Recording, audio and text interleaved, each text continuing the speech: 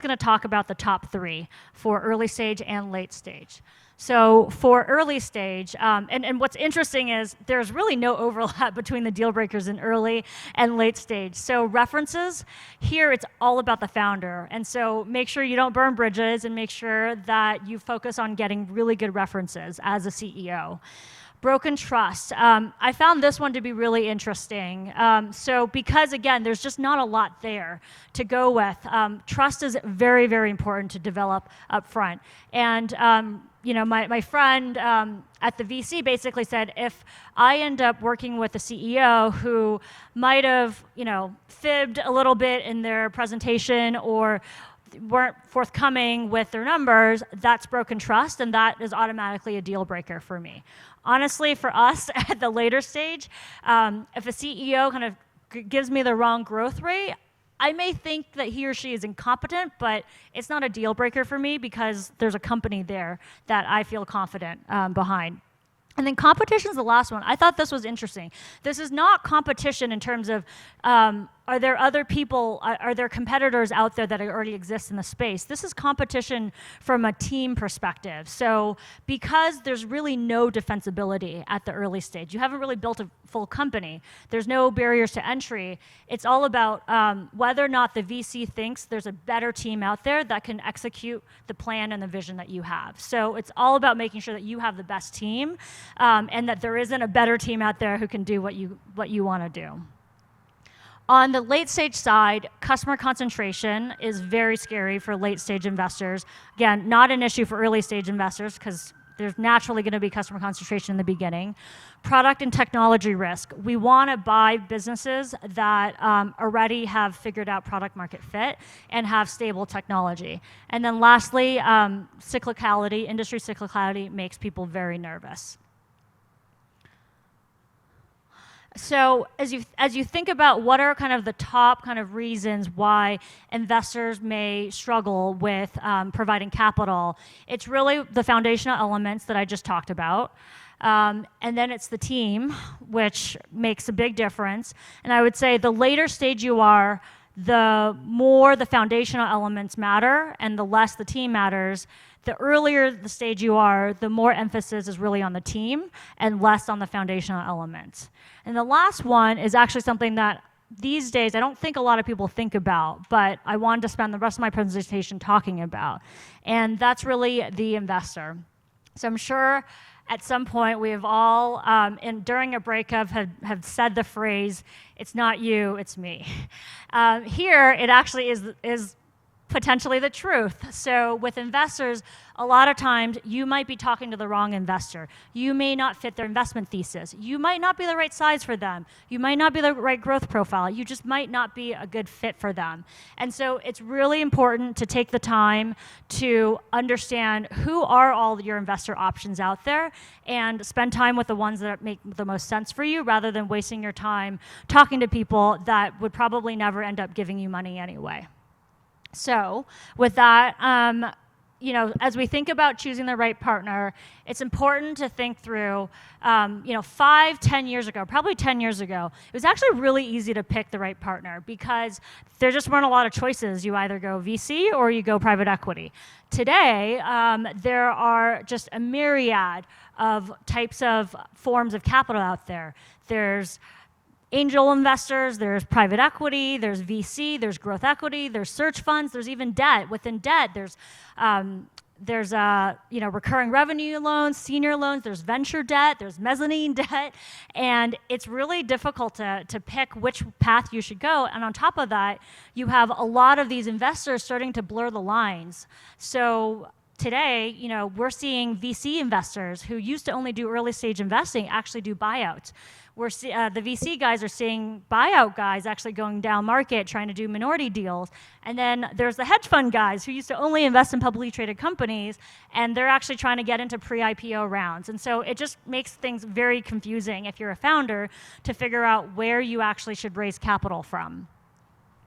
And so part of figuring that out is really understanding what journey you're currently on and figuring out the right investor for your journey. So this is a phrase that I like to say that I think most people think is obvious, but it's important to to kind of point out, which is the journey from 0 to 5 is very, very different than the journey from 5 to 50, just as it's going to be very different from the journey from 50 to 500, which means the investor that took you from 0 to 5 is probably going to be a very different investor that's going to take you from 5 to 50 and beyond.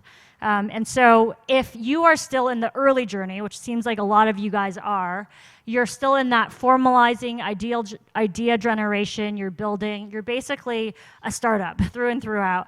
And your options there are actually fairly limited. You can either bootstrap the company yourself, or you can raise some angel or venture capital. It's when you get to 5 million in revenue where you hit this threshold where the world kind of opens up to you. So you can continue to bootstrap, but you can go out to VCs, you can go to growth equity, you can go to private equity, and you might even be able to raise debt. And I'll spend some time talking about these various options and how you think about selecting them. But back to the startup phase. So on the startup phase, founders have a lot of existential questions that they ask themselves. They have a lot of dilemmas, but the one dilemma that every founder is going to ask themselves, as well as continue to ask themselves, is what kind of company do I want to be? Do I want to be a bootstrap company, or do I want to be a VC-backed company? And to answer that, I'm going to ask a second question, which is, how fast do you want to grow? And before you kind of shoot up your hand and say, I want to grow very, very fast, the other question to ask yourself is, how far are you willing to go for that growth? What am I willing to do for that growth? Because growth comes with responsibility, it comes with sacrifices, it comes with compromises, and it comes with risk. And at the end of the day, based on your personality and risk tolerance level, you may decide, I want to grow, but I might not necessarily want to grow that fast. And so if you want to grow, the venture capital route is really the route to take. And here's what you get from going the VC route. You get capital to invest. And with that capital, it gives you the ability to place a lot of bets. And you're going to move very, very quickly. You're going to place those bets. You're going to figure out which of those bets are taking traction so that you're going to put more money behind it. You're going to be iterating constantly. You're also going to get better press. VCs are great at generating press, and that press is going to allow you to get more customers. It's going to allow you to recruit better talent. And then lastly, you're going to get access to a really great network. So they can help you make customer introductions, they can help you make introductions to partnerships, and they can even provide you access to great executives from a mentorship standpoint or from a recruiting perspective. But what you need to get comfortable with is you need to be very risk tolerant, and you need to be comfortable with burning a lot of cash. Also, you just need to work at a fast pace and cadence. There's this high sense of urgency to really grow very quickly. Also, you need to be flexible. And I think about flexibility in two ways. There's flexibility in terms of your VC may want you to move from Denver to San Francisco because he or she thinks that there's better talent there. You're going to be able to recruit developers better. There's AI talent there. And, they happen to be in San Francisco and they don't want to have to fly to Denver all the time to check up on you, and they just want you to be across the street. That often happens. The other flexibility you have to think about is flexibility in terms of your vision. So you may have started the company with a certain vision. For example, you wanted to be a payments company. Well, after iterating very quickly and placing a lot of bets, you quickly realize, wow, I'm not really getting traction on the payments side, but I'm sitting on a ton of data and I'm able to run analytics on it, and all of a sudden, you're an analytics company, you're not a payments company anymore. And that might happen within a year. And so you need to be flexible with the idea that what you set out your vision to be could change very, very quickly. And then lastly, most importantly, there's just going to be very high expectations for performance. And sometimes those expectations and the speed at which you move may end up killing your business because you're not quite able to meet those expectations and you don't have enough capital going back into the business. And so the way I would think about these two is really it comes down to a little bit of personality, your patience level, as well as your risk tolerance level. It's important to keep in mind. I'm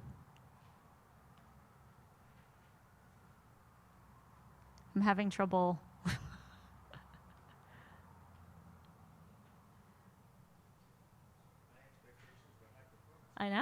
I'm not meeting those expectations.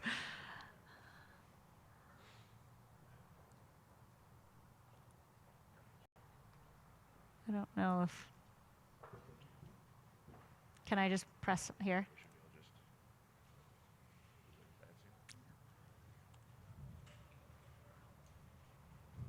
It's kind of frozen.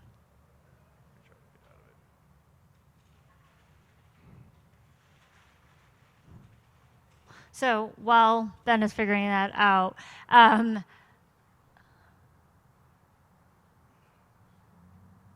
let me try. Okay. The important thing for you guys to remember is that venture-backed businesses aren't necessarily bigger. It will just take you longer to get to that same size if you decide to bootstrap. And so the way I think about it, this is not, this is kind of directionally accurate, not precise, but it may take you 7 to 8 years to build to 5 million in revenue as a bootstrap founder.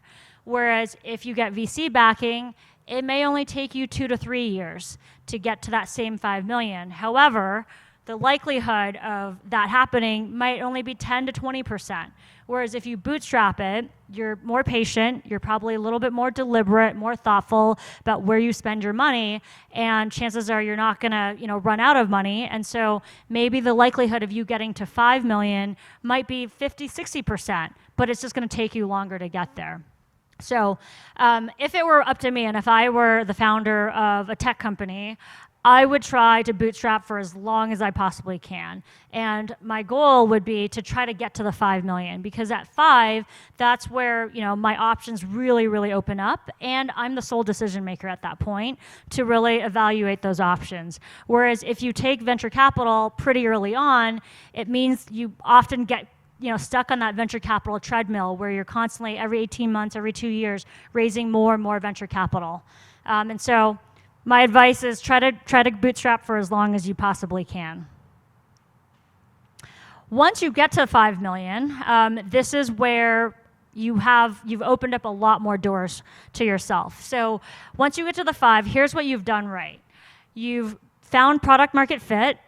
You have gotten really great customer traction. People are willing to actually pay you for your product. And you have financial viability.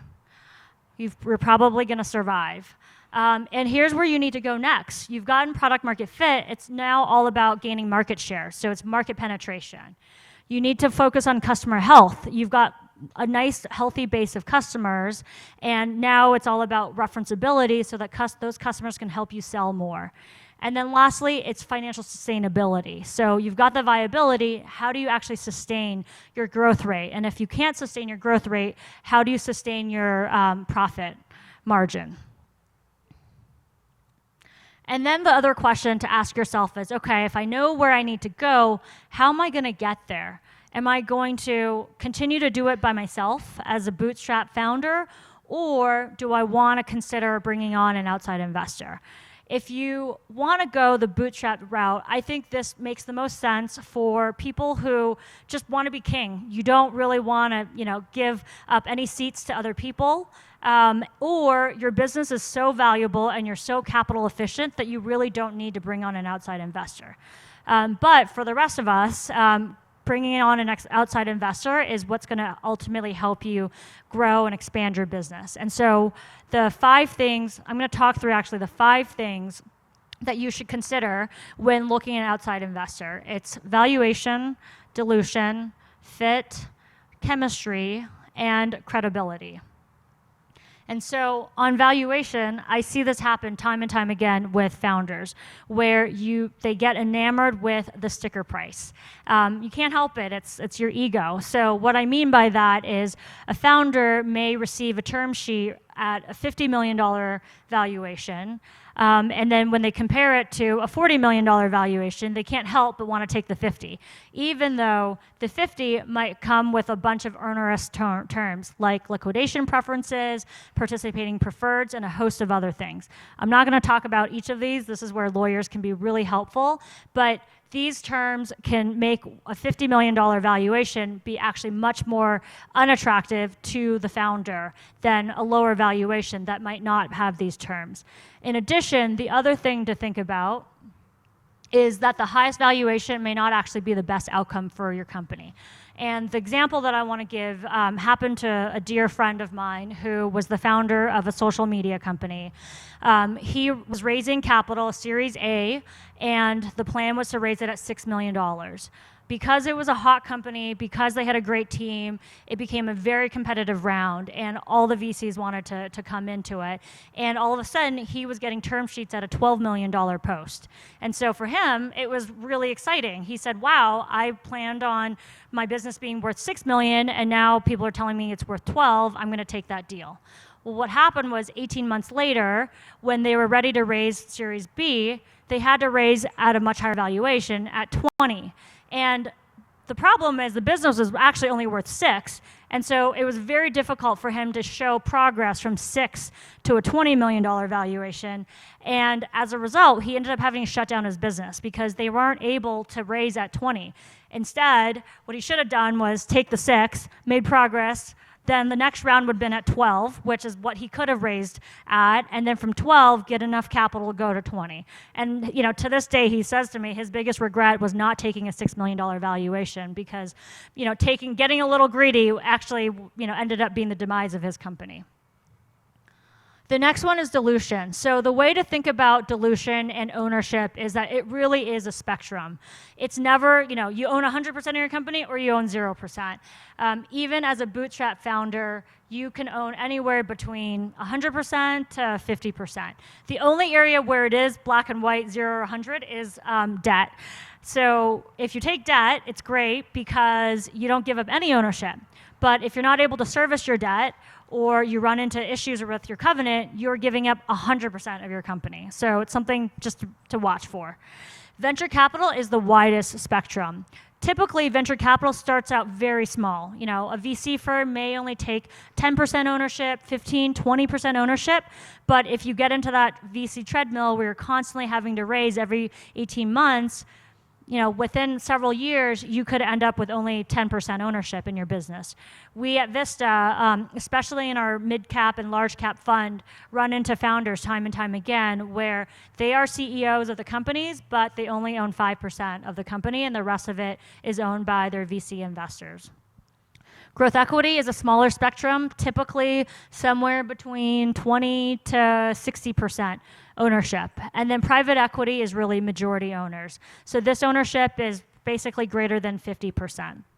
And then I wanted to draw a line on legal control. It's important to think of legal control because there's a lot of founders, there's a stigmatism around giving up control. Nobody wants to give up control. But what people don't realize is that sometimes you may own 60% or 70% of your business, but because you sold part of your business to a VC firm or growth equity firm, they may have put certain controls in place, like they have a block right on raising more capital. They might have a block right on a sale. They may have firing and hiring rights. And even though you might think that you own control, you've actually given up a lot of control. And so really think through what you're giving up, even if you're only selling 20, 30% of the business. The next one is around fit. This is really looking at fit in terms of the growth and profitability of your business. So if you look at growth on the x-axis and profitability on the y-axis, there's actually firms that kind of map out in different areas based on how fast you're growing as well as how profitable you are. So if you are growing over 100% and you're burning a lot of cash, venture capital is probably the best bet for you. However, if you're growing between 50 to something in the low hundreds and you're burning some cash or you're kind of straddling the line of profitability, growth equity could be a great option for you. Lastly, private equity. If you're growing kind of sub 60% and you're profitable or you're around break even, private equity could be an interesting option. 5 years ago, private equity used to not invest in companies that were losing money. Today, private equity does invest in companies losing money. In fact, 2/3 of my portfolio are companies that are actually losing money. Now, if you are growing more than 50% and you're profitable, unless you're looking for liquidity, there's really no need for you to raise capital. You should continue to kind of bootstrap your business because there's just really, you're incredibly capital efficient and there's really no need for an outside investor. And then the last one is debt. If you're not growing very quickly and you're profitable and you're not looking or expecting to grow your business very quickly, you probably don't need to dilute yourself with any of these equity options. You can just raise debt to help fund acquisitions or to help fund some working capital needs.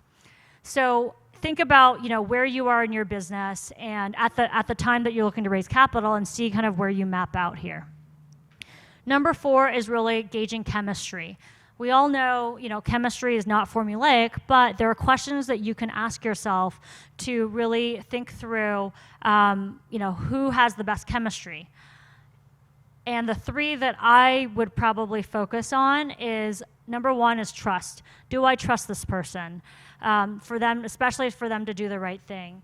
A lot of times, we have legal documents that stipulate how we govern a company, but the vast majority of things kind of fall in a gray area where you really have to trust a person to make the right decision. A perfect example is, at Vista, we give out an option pool to the executive team. There's a hurdle, a 3 times hurdle for that option, for a part of that option to vest. Well, what happens if Vista makes 2.9 times? What happens if Vista makes, 2.5 times, but in 18 months? That's still a great outcome, but all of a sudden, that doesn't vest. Well, in all of our situations, we've made sure that we paid out and vested 100%, even if we didn't quite hit the 3x threshold. And so you want to make sure you work with a partner where when things are a little bit gray like that they're actually going to make the right decision. Another one to focus on is how do you make decisions? If you're someone who is a fact-based decision maker and you like to, be convinced by data and facts, it probably doesn't make sense for you to partner with someone who is more of a gut feel, instinct, and emotional decision maker. And then the last one I really would focus on is alignment, making sure that you have very strong alignment with where you want to take the business. Really take the time to talk to the investors to understand where they think the business can go. If they want to take it public and you don't, or vice versa, that's kind of a very high level misalignment. But beyond that, do you want to invest in growth? Do you want to grow at all costs? Or do you want to, balance growth and profitability? These are some of the important alignment questions to ask. And then lastly, it's really credibility. So I think about credibility in 3 pillars. It's reputation, it's experience, and it's track record. From a reputation standpoint, it's really important for you to do references. So ask the investors for references, but also do back channel references that they don't give you. It's also important when you think about references, because there are a lot of very, very large firms out there, really reference the partner that you're going to be working with as opposed to, the rest of the firm. I mean, I think that helps, but spend more time referencing the person that you're going to be interacting with on a day-to-day basis. On the experience side, here it's, I think of all the pillars, this is probably the most important, which is what kind of relevant experience do they have? Are they experienced in investing in your type of company, the industry that you are in, the size of your company? And then also, what resources can they bring to bear to help you? And then most importantly, if you're looking to grow your sales force, if you're looking for international expansion, if you're looking on the product side, what operational experience do they have to really help you? And then lastly, it's track record. What are the returns? You're going to be sitting alongside them, and it's going to be important for you to actually make a lot of money in this situation. And so how consistent are their returns? What happens if you become an underperforming company? There are firms out there who really want to place all their bets in their winning assets, and they end up cutting their losses and kind of forgetting about the companies that are underperforming. Think about, is that something that you're okay with, or do you really want to work with someone who's going to stick by your side, up or down? And so that's kind of the 5 areas that I would really think about. Ultimately, the takeaways I've got for you guys really is, really build your business, whether or not you are looking to bootstrap or you want to find investors eventually, try to build your business where it's maximized around something that an investor really wants to invest in. Investors aren't dumb, and there's a reason why they care about those characteristics that I walk through. That's what creates the most valuable business, the most sustainable business out there. And so if you build toward that, you're gonna have a business that is gonna give you the most options in terms of kind of doors that open in the future. Then at that point, decide if you're going to bring on an investor and really do some soul seeking, and then determine when is the right time. I think the later you do it, the more options you have at your disposal. And then lastly, really understand your options. Take the time to figure out your various options, and then figure out the investor that makes the most sense for you. Questions? Anyone? Pardon? The airplane test is if you sat next to this person on an airplane, would you want to talk to them? So it's, do you actually like the person from a personality standpoint? Would you grab a beer with them after work? Mm-hmm. 1, 2. In raising a round, how do you recommend creating kind of that FOMO or fear of missing out from investors while you're trying to manage talking with multiple investors, not telling them who else you're talking to, and really get them excited and show that there's interest in the round and that they should be making a decision now rather than stringing you along and be like, oh, we'll check in next month? So I'm also an angel investor. My husband and I are angel investors, and we see this often with in the VC world. So the demand gets really created, and the demand moves very, very quickly as soon as you get a term sheet. And so it's important to make sure you're talking to more than one investor. Try to talk to as many as possible. And when an investor realizes you're talking to other people and that you're busy, it's pretty juvenile, but their interest spikes up quite quickly. If you're finding yourself in a situation where the investor keeps delaying, it means that they're actually waiting for somebody else to kind of pull the trigger first. And then what you'll find with those investors is the minute you tell them, oh, I've got a term sheet, within like 24 to 48 hours, they're all of a sudden able to provide you a term sheet. And so it's important to try to get that initial term sheet. So would you recommend having 50% of the round together beforehand and then reaching out to additional investors and really opening up the round and say, we already have 50% raised, we're closing in 20 days? Would love to talk to you. That makes a huge difference. So I would say a lot of investors, probably more earlier stage investors, there's a herd mentality. And so if they're seeing really big names, they're seeing legitimate names come in, all of a sudden everybody else will want to jump on that. It's less the case with later stage investors, where people have to go through very formal investment committees. Not saying that early stage don't need to, but it's just a little bit more rigorous in the later stage than in the earlier stage. Okay. Thank you. Okay. All right. Yep.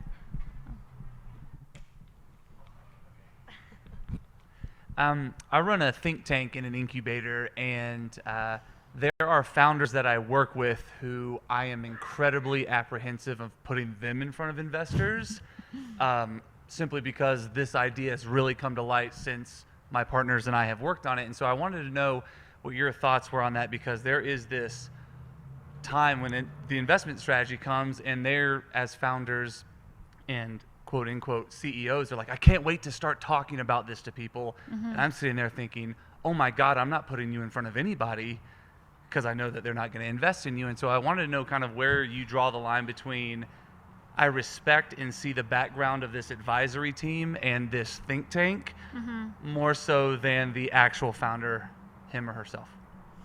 So are you asking what advice would you give in terms of when founders are trying to run before they can walk, in terms of getting in front of investors?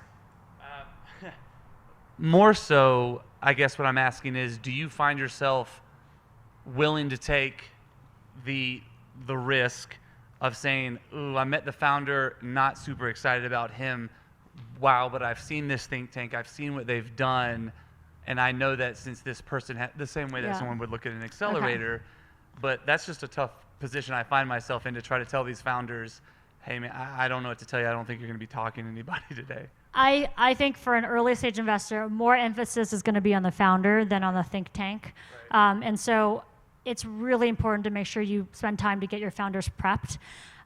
Ways that I would kind of think about it is find a couple friends at VC firms and have them do dry runs and have them ask questions, have them grill them and make them realize that they're actually not ready. So, obviously, and then what might come out of it is either they get really good practice or, if you coach it that it's a practice, that investor might actually end up being interested in investing. Thank you very much.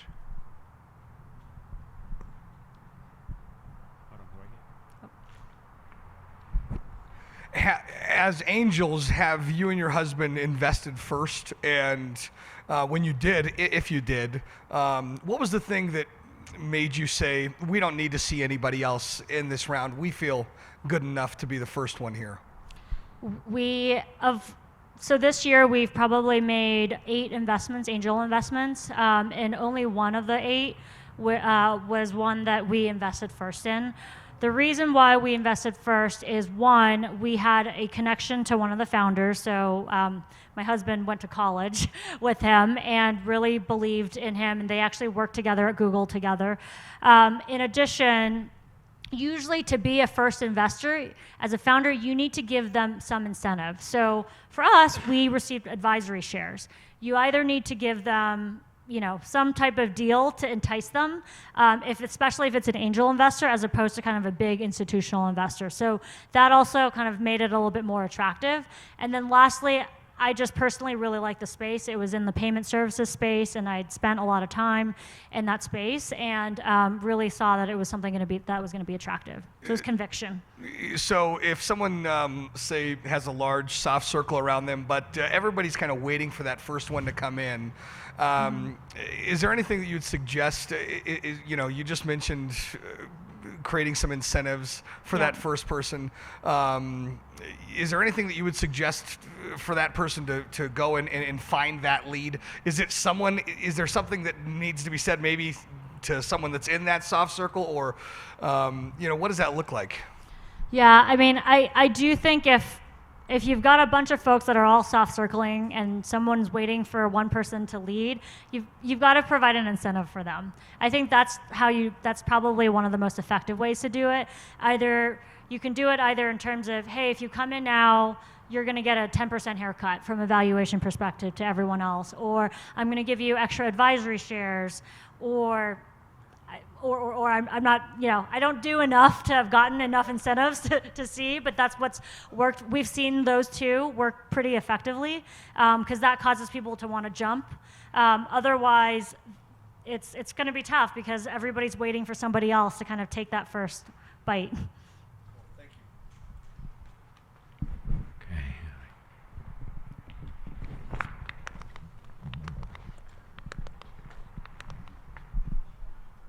Hi.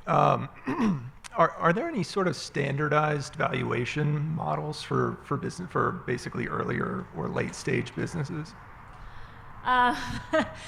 Earlier stage is really, really tough.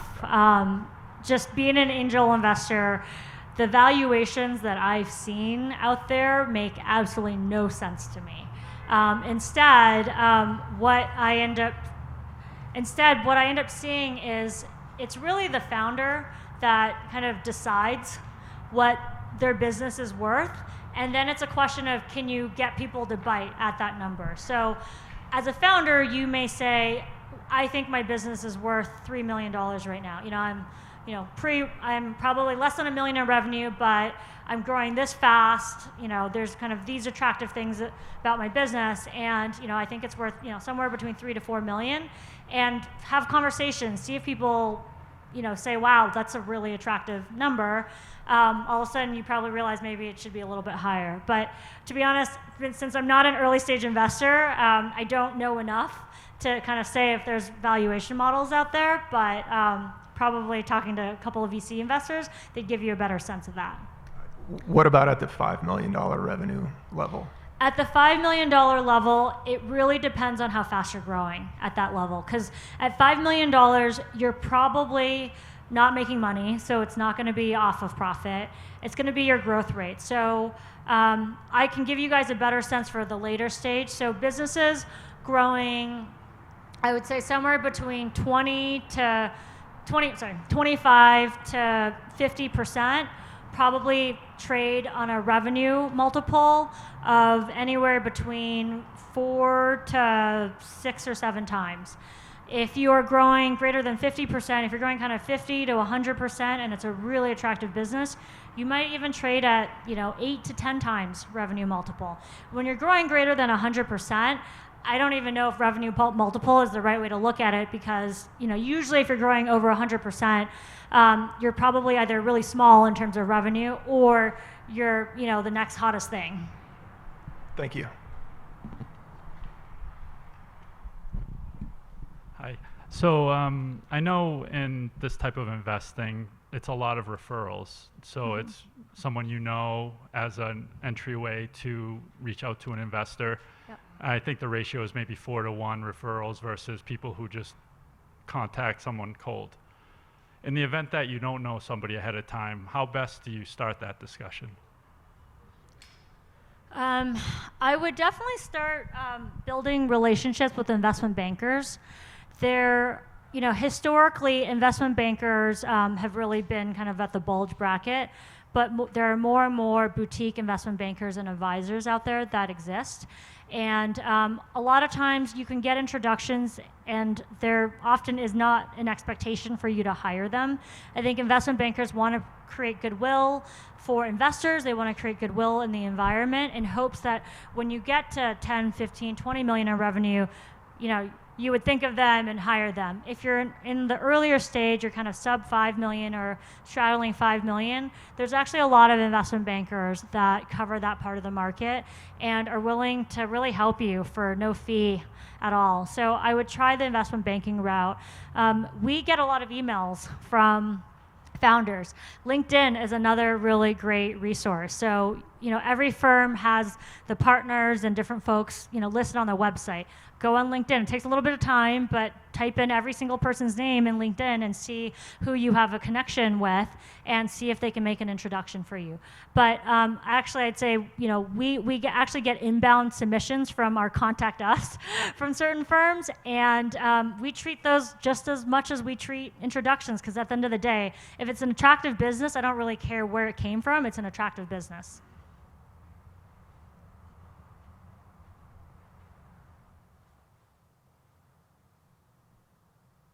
Great. All right. Thank you, guys. All right, thanks, Renee. That was great. Thank you all very much for coming today. Enjoy the rest of Denver Startup Week. So let's give another round for Renee. That was a great presentation. Thank you very much.